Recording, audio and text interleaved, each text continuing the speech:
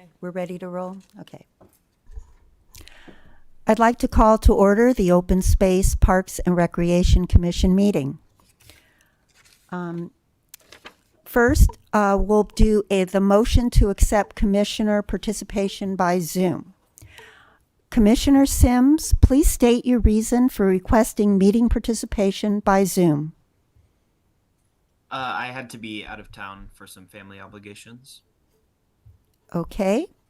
Commissioners, do we have a motion to permit Commissioner Sims to participate by Zoom for this meeting? I'll move to allow Commissioner Sims to participate by Zoom for this meeting. Do we have a second? I'll second. Please vote. Aye. Aye. And there's no public comment needed for this item, and so the motion passes. Welcome, Max. Now I'd like to read the land acknowledgement. The land that Eureka rests on is known in the Wiyot language as Jerujiji. Past actions by local, state, and federal governments remove the Wiyot and other indigenous peoples from the land and threaten to destroy their cultural practices. The city of Eureka acknowledged the Wiyot community, their elders, both past and present, as well as future generations. This acknowledgement demonstrates the city's commitment to dismantle the ongoing legacies of settler colonialism. Roll call. Can we have the roll call, please? Sorry about that. Commissioner Smoker, Here. Commissioner Brenner, Here. Commissioner Mays, Here. Commissioner Hedgecock, Here. Commissioner Sims, Here. and we are missing Commissioners Malik, Borellis, Malik and Borellis in the building. So Okay. Now we'll move on to the approval of the minutes. The recommendation is to approve the minutes from October 23rd, 2025, regular meeting as submitted. Commissioners, are there any questions, correction, or comments from the commission on the minutes for the October 23rd, 2025 meeting? no. And now I'll ask for public comment. Hello there. Good to see you. For public comment on the minutes. Oops. Yeah, we're working on the minutes, but we'll talk to you soon. Okay. So any public comment on this item? It appears not. Anyone on Zoom? No. So do we have a motion to approve the minutes as submitted? I'll do a motion to approve. Motion to approve. Do we have a second? I'll second it. Let's vote. Aye. Aye. And the motion Aye. and the motion passes. The minutes have been approved. Now we'll move on to commission reports. Are there any commission reports? And it's my understanding we don't have any commission reports tonight. Now we will move to, now we have public comments. So each public comment speaker is limited to 3 minutes, and I'm supposed to read this section. This section of the meeting provides the public an opportunity to address the commission on any subject not appearing on the agenda. Pursuant to the Brown Act, the Open Space, Parks, and Recreation Commission cannot take action on any item that does not appear on the agenda. Oral communications from each person addressing the commission will be allowed 3 minutes. Is there anyone that would like to address the commission at this time? Hi, Carl. Carl Corner, right, Redwood Invasive Plant Eradicators. Now it is. Carl Klarner, Redwood Invasive Plant Eradicators, RIPE. So yeah, work continues at Cooper Gulch Park. We've now removed 13,660 pounds of green waste. I put in 114 hours in the past few months, and my volunteers, in addition to those 114 hours, have put in another 232 hours. So yeah, work continues. Thank you very much. I just want to say that I've been walking at the McKay Forest Trail, and I see your workers out there working so hard. So thank you so much. Thank you. We just love to see those redwoods coming up for air and that stuff turning brown and falling off. It's great work. Thank you. You are doing great work. Really appreciate it. Okay, moving on to old business. Carson Park Improvement Project. Robin? Good evening, commissioners. We have no update tonight about our efforts, but definitely want to encourage anybody who knows folks who are interested to donate to contact the Community Services Department. Okay, thank you. And now we'll move on to new business. And so this is going to be the Snug Alley renaming request, and Miles Slattery will be doing a presentation for us, it's my understanding. Yes, thank you. Hi. Oh, was that Raylene bringing that up for us? No, it's Derek. Oh, thank you, Oz. Good evening, commissioners. I'm Miles Slattery. I'm the city manager for the city of Eureka. And thank you for having me. Tonight, we're going to do a request that was made to rename Snug Alley to the artist Dwayne Flatmo. Can you go to the next slide, please, Derek? So we received the request to honor Dwayne Flatmo by renaming Snug Alley to Flatmo Alley. The location is in the heart of the Cultural Arts District. Can you go to the next slide, please, Derek? And the letter that was Council Member Moulton is the person that is requesting this. She's been working with Dwayne's spouse and have been looking at options in order to honor him, and this is what they've come up with. So the location is in Old Town. Next click, Derek, please. And that section there is where the Snug Alley is. That's the extent from F Street to C Street, wherever you name. Next click, please, Derek. So it's from C to F Street, and it's the alley between 1st and 2nd Street. It goes adjacent to the Wyatt property that's owned on the plaza. It's by the Clark Plaza. By the gazebo, and goes all the way down to C Street, down by the 707 bar, down towards that end there. Next slide. So Drain grew up in Southern California. He attended CR. He was into sign painter, where his reputation grew as an artist, and he founded the Rural Mural Bureau in 1994. Say that 10 times fast. Where he worked with local teens painting murals around Eureka. He's mentored many artists in our region. And he's dedicated participant in the kinetic sculpture race, and has been creating some of the kinetic vehicles, I guess you call them, that he would participate in the kinetic sculpture race. And then his art has been featured all over the place in newspapers, magazine, including the Smithsonian in Washington, D.C. On the right is the contraption that he made that goes down to Burning Man, and that name of that will come up next. Next slide, I'm sorry. Some of his most prized artwork, according to him, is the one that's behind it at the backside of the Arkley Theater. I'm sure everybody has seen that. Next slide. There are other ones at the Co-op in Eureka as well. Next slide. And then this is in Henderson Center. Some of his work done in Henderson Center. He's done work also, obviously, for Lost Coast Brewery, a local brewery that we have too. Next slide.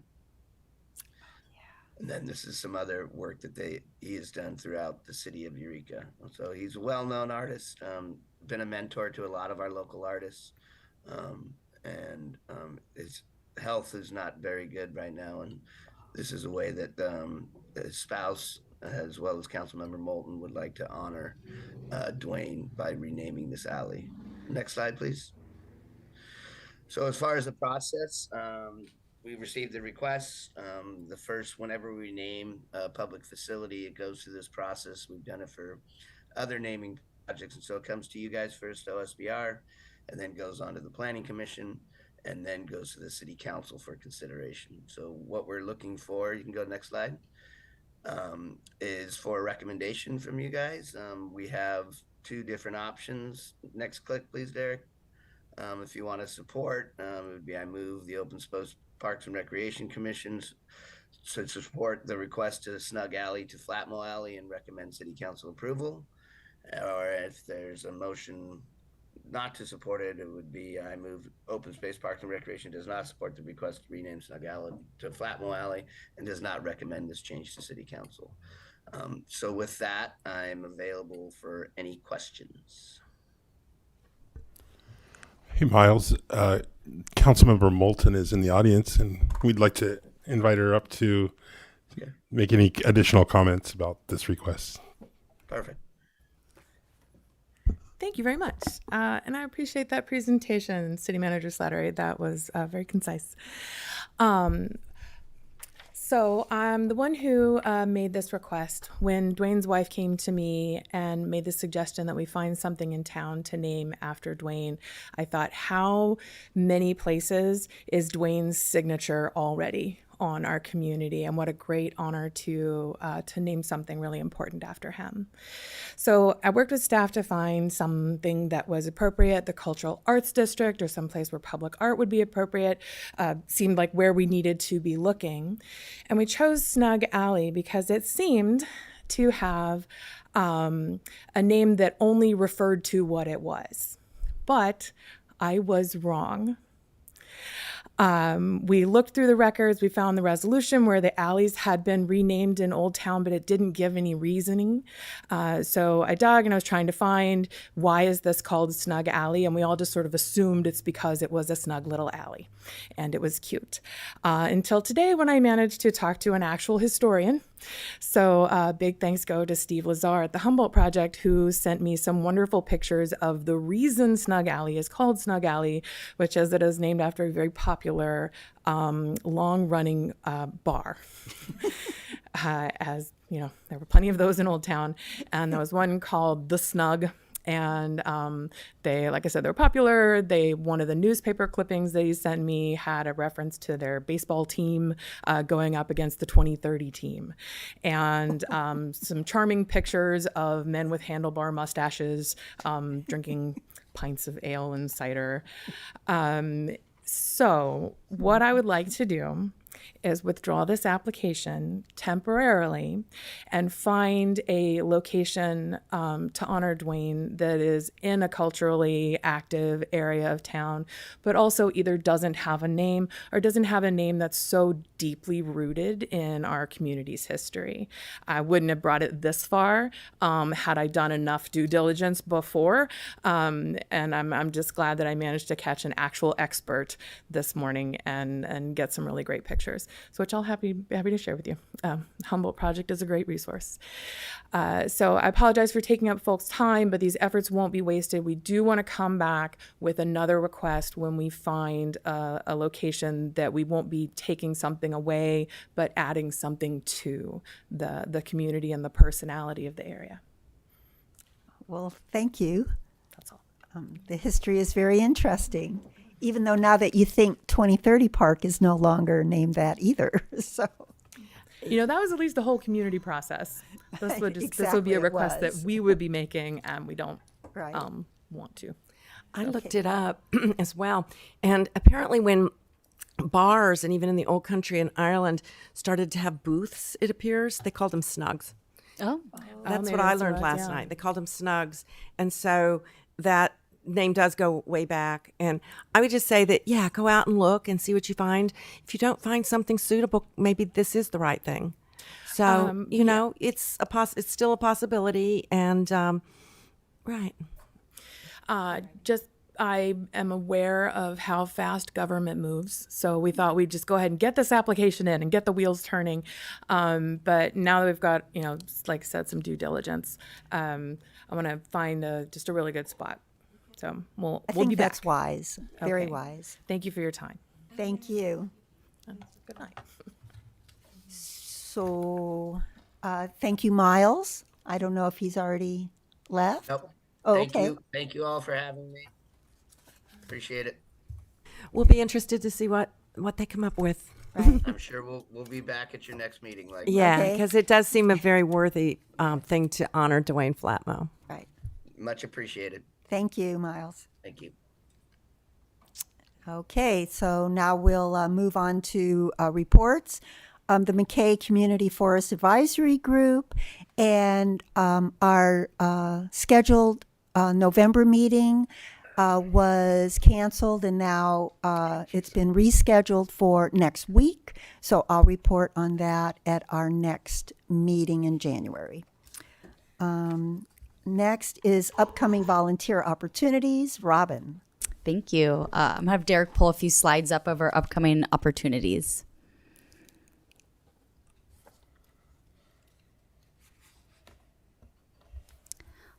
All right, next slide, please. So coming up just this Saturday is our December Eureka Trash Bash. We're going to be meeting at Vigo Street, which is right there next to Mod Pizza. As always, Los Bagels is our annual sponsor, and there'll be free bagel breakfast before we get started. Next slide, please. The following Saturday is our monthly Ivy League removal at Sequoia Park. That is always from 9 a.m. to 1 p.m. Drop in any chunk of time that works for your schedule. All tools and training provided. Next slide, please. And then I mentioned this last meeting, but I got you more information. We're doing the first Eureka Repair Cafe. Arcada's been doing it successfully for this past year or so. And we're going to pilot it ourselves here in Eureka. This is ran by a volunteer, Wendy Ring. It wouldn't be possible without her and all the volunteers she recruits. So it's all free. There's small items that can be repaired. And while we do have a hefty group of volunteers signed up, we are still recruiting for volunteers if you have any sort of skill in repairing small items, whether it's clothing or lamps or furniture. So we do have signups online right now if you're interested. Otherwise, come by with something you've been wanting to get repaired instead of throwing it away. And you can sign up and get it repaired for free that day. So that is on a Sunday, January 11th. We're going to be doing it at the Muni Auditorium on F Street. And hopefully, if all goes well, this will be back again. But we are considering it a pilot for now, just to test the waters. But a great facet of volunteer efforts.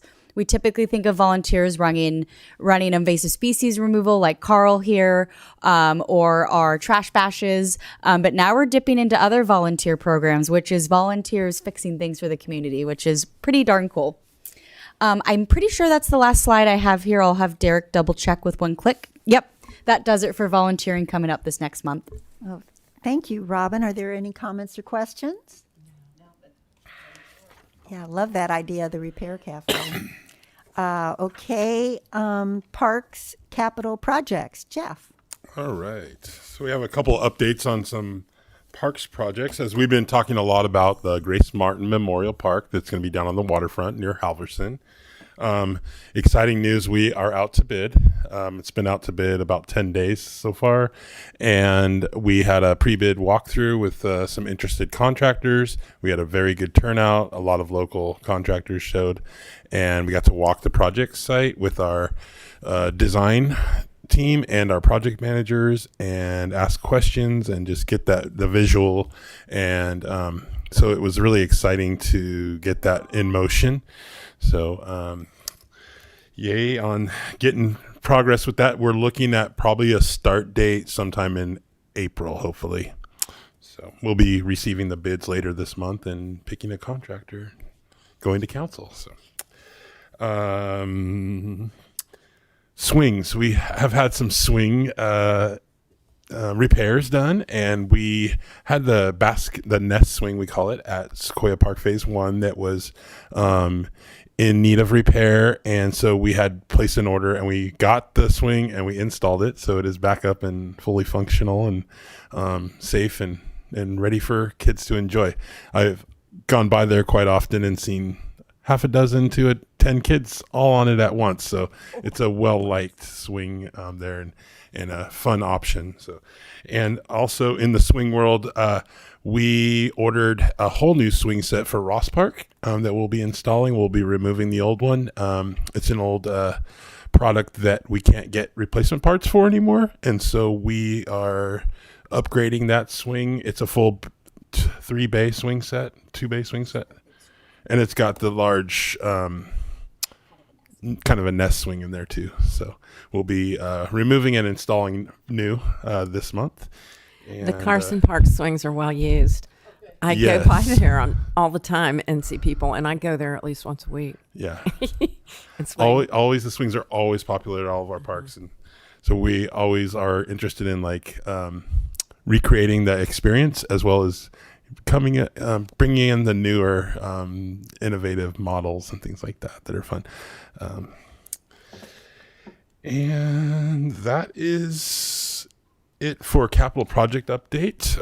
But it'll be an exciting new year as we get into these projects, and we'll have a lot of information for you, and as well as on Carson Park updates too. So if there's any questions, we'll be happy to answer. I have a question. So when you're replacing swings like that, where are the funds coming from? Is that just a maintenance fund that you have for that kind of thing? For the most part, we have a budget line item in our parks general fund accounts that is specifically for playground equipment. And traditionally, we haven't gotten a lot of money. However, over the last 3 or 4 years, we've been able to increase that line item quite a bit.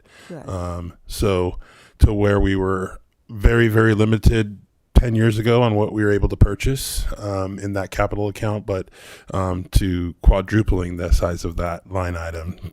And so we appreciate consideration from our city administration, but also our city council for recognizing the need for the maintenance for parks. Good. Yeah. Any other questions or comments for I had a George? question. Okay, Max. When we start, or when construction starts on the Grace Martin Memorial, do we have an expected time of how long that's expected to take, or are we waiting on contractor to? So it'll depend on when we activate the contract, but there'll be what's called a numbered amount of working days. Typically for a project like that, it's like 180 days.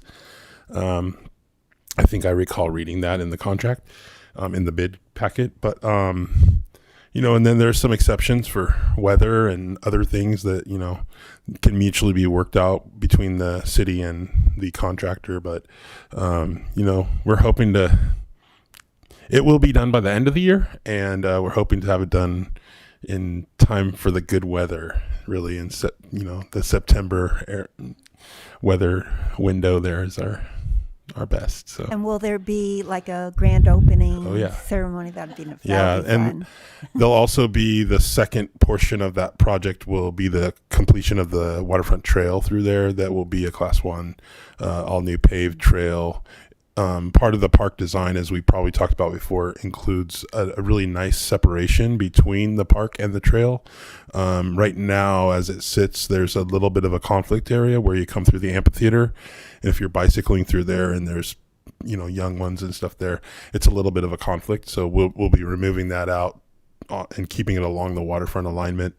And that trail work goes all the way down past the Samoa Bridge to connect to where the bridge goes up to the what we call the Waterfront North Trail. And so multiple uses and access to that area. So you could ride your bike down the trail, take a break. As we've talked about before too, the project concept came from a family who donated the money. They enjoyed eating lunch there, so part of the design was to have some passive areas as well as the play areas. And so the play areas to play games, sit down at the table, eat your lunch, and enjoy a little break maybe on your ride. Thank you so much. Yeah, it's exciting when they go where the trail goes by and near the Samoa Bridge, that boat launch there.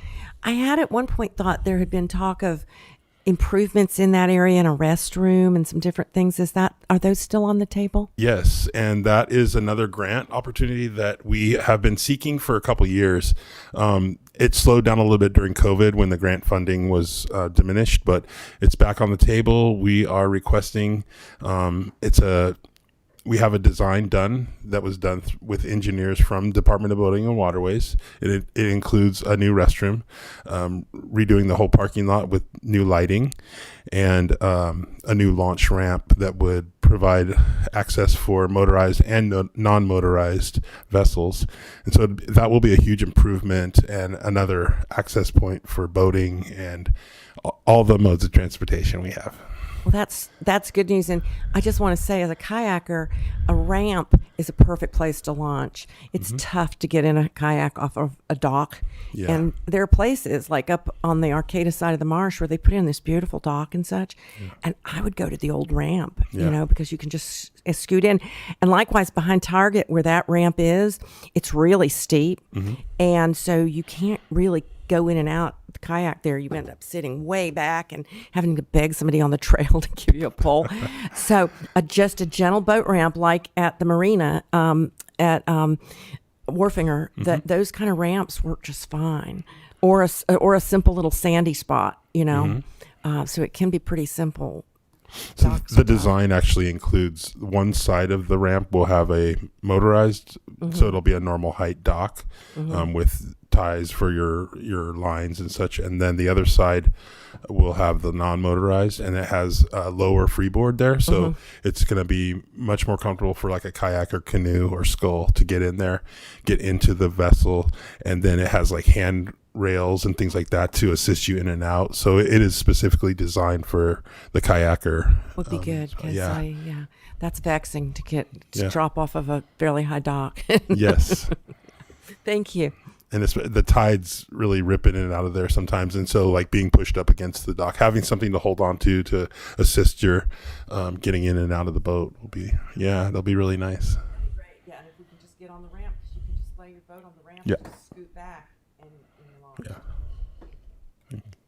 Any other comments, questions?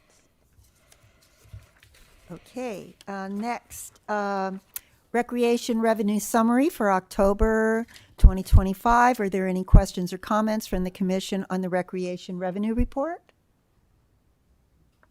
Is there any public comment on this item? And there's nobody on Zoom. So do we have a motion to accept the October 2025 revenue report? Sure, I'll move to accept the October 2025 revenue report. Do we have a I'll second? Oh, Max is seconding. Thank you, Max. And let's vote. Aye. Aye. And the motion passes. And so we've accepted the October 2025 revenue report. Staff reports. So Jeff or Robin, do you have staff reports for us? Okay, I do have a few things. Okay. So as you know, we've talked about our wonderful volunteer trail stewards group that's through the Humboldt County Trails, and we have been working with them over the last 6 months or so and trying to solve some problems on equipment access and storage. And so one idea we came up with was a centralized location to keep all their tools. They're stored at 4 different places and wasn't always what they needed for the work day. So, and they work through a calendar month, a different site each weekend, each Saturday. And so our other idea was not only securing all the tools in one location so that we can maintain them and keep them in good working order, is to provide a staff person as kind of a liaison to them. We so much appreciate their volunteerism and what they do for our trails and being our eyes and ears out there and supplement a lot of the work that we are tasked with. So we came up with the liaison. We interviewed folks that were interested. We had a really great pool of candidates. And so we did hire someone. Their name is Maggie Headley, and they will be working directly with the volunteer trail stewards. So it kind of works like this, that each weekend that there is an event, they would get the tools that are needed for that day, depending on what their plan is, and then deliver them to the site, work together with the group, help with the communication, and really be that liaison to us, take photos and help us with reports and rapport with the trail steward volunteers. And so we're just kicking this off, but we're excited to let you know about it, and we'll give you an update and hopefully have Maggie come talk in the future. And we just thought this would be a really good fit and would alleviate a lot of problems instead of having to have a different staff person each time drive I need 4 wheelbarrows, a weed whacker, and 17 shovels, things like that. And so they'll make kind of an order during the week that Maggie will get, prepare all the things. And another interesting thing is that the trail stewards groups have been, they do buy a lot of their own equipment. And so we're looking at buying some new battery powered items, even a battery powered lawnmower possibly. And that way we can keep them in our safe and secure location, make sure batteries are stored, or if there's fuel needed, things like that can be brought to the site that day, and then assist with green waste hauling and things like that. So make it more efficient and show our appreciation for the volunteers. Also, our public works department purchased a flail mower a while back, and we've been working with to get all of our staff trained on usage of that. It's a big tractor with a huge flail, so it's a very good piece of equipment for us, but it also needs a lot of training and safety precautions, and so spotters and things like that. So we've been training staff, so you'll probably be seeing that out there being used, and we'll be notifying trail users on the days that we're doing that, but and probably do like once a month type of a flail mowing through there until we get caught up. So we had some comments last meeting about the dog park at Del Norte Street, and there is an issue with the gate in the back, and so we worked with Humboldt Fence is going to be coming out. We just got the bid back from them, and then we're on their schedule to replace the gate with just a solid fence panel, and so we'll be able to keep all the doggies inside and not out in the bay potentially. So I just wanted to update on that. Also, we heard a lot last time from the disc golfers at Cooper Gulch. So we reached out to them to have a meeting and just to talk about what our plans are for the visions of Cooper Gulch, which definitely has always included the disc golf areas. But and then we'll be bringing to you shortly the revisiting the plans for Cooper Gulch that we've done with the community outreach and surveys and things like that, and continually look to evolve that so that we can keep applying for grant funding for those locations and get people good information out there. So reaching out. We got the swings. I have just a few final things as Derek just popped up. We have a holiday recipe exchange. It's a new thing that we're trying this year. Everybody knows the way to the heart is through the tummy. And so we'll be exchanging recipes at the Adorni on this Sunday from noon to 3. So stop by and check it out. It should be interesting. And that's kind of a new one that we're trying for a holiday event. And next slide, we have the Frosty Fun Winter Break Camp. It's a mini camp that we're going to be having at Cooper. We usually do these during the school breaks. So that will be Monday, the 29th and 30th of December. And always fun. I love to stop by the break camps and see what the kids are up to. We have wonderful programs for them. And as we just had our Thanksgiving camp too over the last month, that is Cooks That Care. And it's always a cool one too. And they get to cook a bunch of different food for 3 days. And let's see, our zoo conservation lecture series will be on December 10th at 7 p.m. in the, I believe it's in the flamingo room there next to the flamingo pond. And so that we have a variety of really awesome folks to talk about conservation and wildlife conservation. Always an ongoing mission for our zoo. And lastly, don't miss the Zoo Lights. The Zoo Lights starts December 20th and goes through January 4th. And it's been this will be the 3rd year, I believe. And it just keeps growing, and we get more and more stuff and to add to our collection. And it's a wonderful experience. And we have hot cocoa and other stuff at the cafe. And so make a time to bring your family out and enjoy that little brisk walk in the evening and that starts right at the closing at 5 p.m. Until 8. So, any questions about any of that stuff? And that'll conclude my report. Thank you. Great information about hiring for the trail stewards. Yeah, it was a Great idea. collaborative idea that we came up with through some creative problem solving that led to something that I think, and we have met with the volunteer trail stewards and proposed the idea, and then now we've met all together and got the tools and we're ready to go. So I think it's going to be a great collaboration. And they needed it They too. do. Needed it. They get all of our support because they are wonderful, all of them. They're out there working hard. So thank you very much for the reports. And now